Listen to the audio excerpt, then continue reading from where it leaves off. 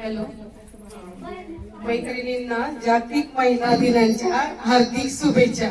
तसेच इथे जमलेल्या मान्यवर पुण्य मॅडम, मंदा पवार, तांबे मॅडम, आमच्या ताई सविता ताई, सर्वांना महिला दिनाच्या व इथे जमलेल्या सर्व महिलांना मी माझ्या शुभेच्छा देते, महिला दिनाच्या शुभेच्छा देते।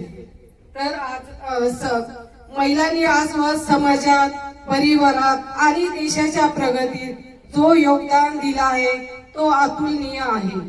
त्यांच्या साहस, समर्पण आणि कर्तृत्वाला सलाम।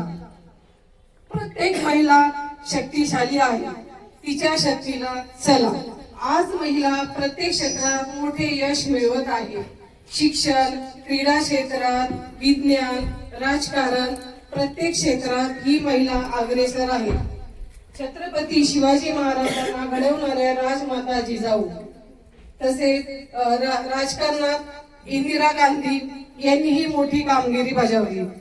तसेच मेरी झाशी नहीं दूंगी असे ठणकावून सांगणारे राणी लक्ष्मीबाई, तसेच अंतराळवीर सुनीता विल्यम आणि आज भारताची राष्ट्रपती द्रौपदी मुर्मू ही एक आदिवासी महिला राष्ट्रपती झाली।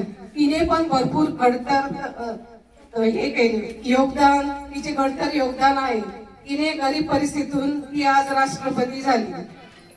तसेच हा जागतिक महिला दिन 1908 मध्ये अमेरिकेत महिलांनी कामाचा तास, सुरक्षितता आणि हक्कासाठी आंदोलन केले, तेव्हा हा दिवस महिला दिन म्हणून साजरा केला जातो। तसेच ही महिला सर्वच ठिकाणी अग्रेसर आहे। तसेच आज या महिलांनी स्वतःच्या आरोग्याची ही काळजी घेतली पाहिजे। ती सर्व क्षेत्रात कामगिरी करते, घरातही काम करते, घरातलं सगळे सांभाळून ती बाहेरच्या क्षेत्रात पण आज काम करते, तिचे योगदान मोठे आहे। तसेच तिने स्वतःची ही काळजी घेतली पाहिजे। परिवाराची काळजी घेता घेता ती स्वतःची काळजी घ्यायची विसरून जाते। तरी आजच्या या धकाधकीच्या जीवनात आजची ही आपली लाईफस्टाईल या जीवनात ती स्वतःच करायचं विसरूनच जाते। मुलांचं, नवऱ्याचं, सासू सासऱ्यांचं करता करता तिचा वेळ कसा जातो हेच तिला कळत नाही। तरी आपण आपल्यासाठी थोडा वेळ दिलाच पाहिजे। सकाळी आपल्यासाठी लवकर उठून योगासने, ध्यानधारणा, संगीत हे सगळं ऐकलं पाहिजे। त्यामुळे तिचं मन शांत राहील आणि ती अजून छान काम करू शकेल। आपल्या मुलांना पण वेळ देतच आहे, तसंच तिने स्वतःसाठी सुद्धा वेळ दिला पाहिजे।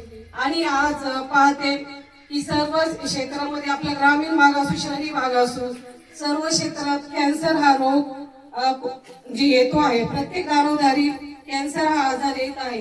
आता आपण खेड्यामध्ये पण पाहतो, आम्ही पण पाहतो की खेड्यामध्ये भरपूर महिला येतात आणि बऱ्याचशा महिलांना गवारवाडी ते 2-3 महिना अशा आहे की त्याला कॅन्सर झालेला आहे। कोणाला पोटाचा कॅन्सर, कोणाला तोंडाचा, पोटाचा, सगळ्याचा कॅन्सर म्हणजे असा झालेला आहे। तर आपण खेडे पण आपलं त्याच्यातून सुटलेलं नाहीये।